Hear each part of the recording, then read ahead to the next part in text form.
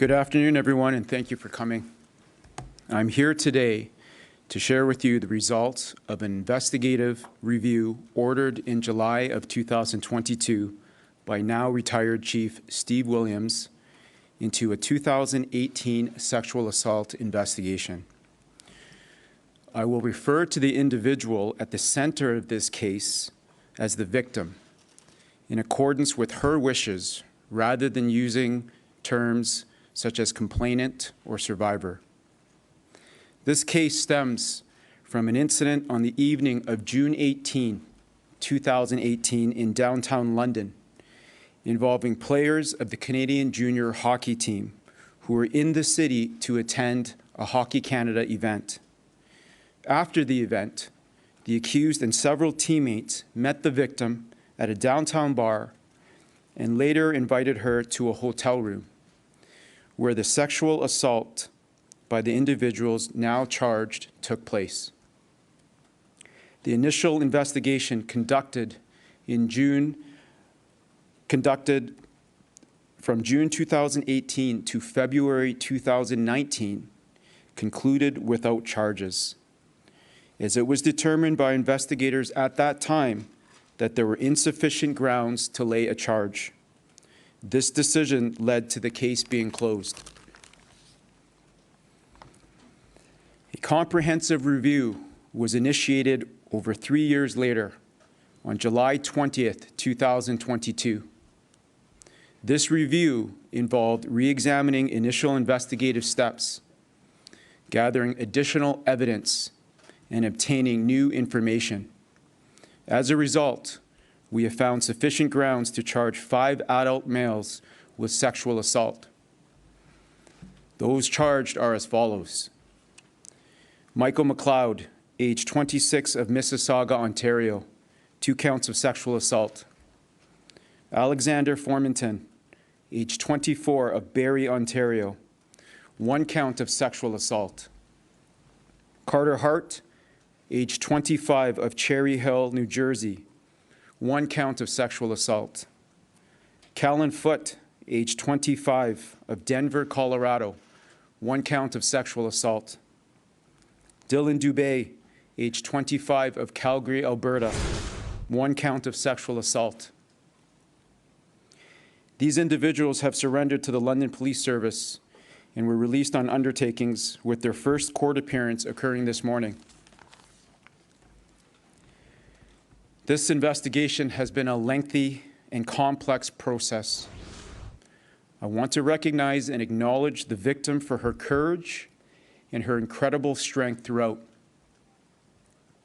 I know there are questions regarding the initial investigation and the findings of the 2022 review.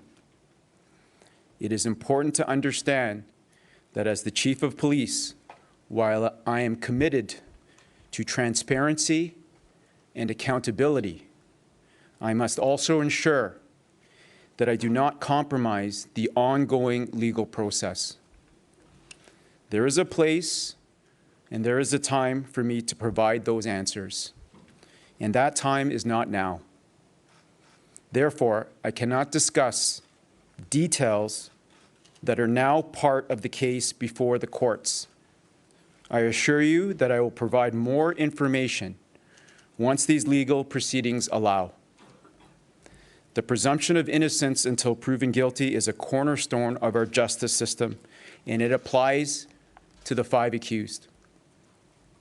But right now, our organization is focused on supporting the victim and upholding the integrity of the criminal trial process.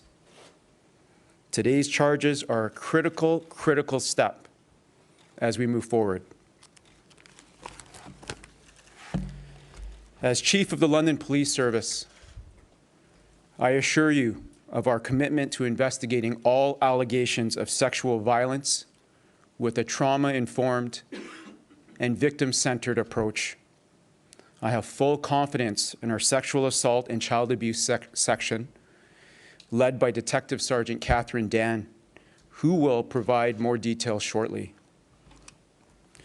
But before I introduce Detective Sergeant Dan, I want to extend, on behalf of the London Police Service, my sincerest apology to the victim, to her family, for the amount of time that it has taken to reach this point. As a police officer working in this space for many, many years, I can tell you that this is a difficult situation for all victims and survivors of sexual violence. I will now introduce Detective Sergeant Catherine Dan to provide further details of this investigation. Good afternoon. I'm here to provide some background on this incident, but caution that I am limited in what I can share as this matter is now before the courts. On June 18, 2018, the accused in this matter were in London to celebrate their gold medal win with their teammates at a Hockey Canada event. When the event was over, members of the team continued the celebration and some attended Jack's, a bar in downtown London.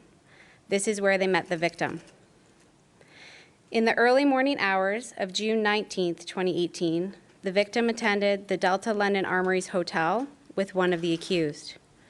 The other 4 accused attended the same hotel, and this is where the offense took place. Later that morning, our service received a phone call from an individual related to the victim in this matter, seeking advice regarding a sexual assault. As a result of the information disclosed, the following day, the report was assigned to the Sexual Assault and Child Abuse section. The caller was contacted for further information, and the investigation commenced. The victim provided a statement to police within days of the initial report. In February of 2019, the investigation was concluded and no charges were laid. In July of 2022, our service elected to review the 2018 investigation and asked me to lead the review. Having been assigned to the Sexual Assault and Child Abuse section in September of 2020, I had not been involved in the original investigation and had no knowledge of it. Upon review of the occurrence, it was determined that there were additional steps that could be taken to advance the investigation. As a result, the investigation was reopened and a team of investigators were assigned. I would like to make it clear that the victim in this matter has fully participated in this investigation from the time it was initially reported to police until today. When the case was reopened in 2022, our team explored investigative opportunities in addition to the 2018 investigation. Those leads were followed, additional witnesses were spoken to, and we collected more evidence.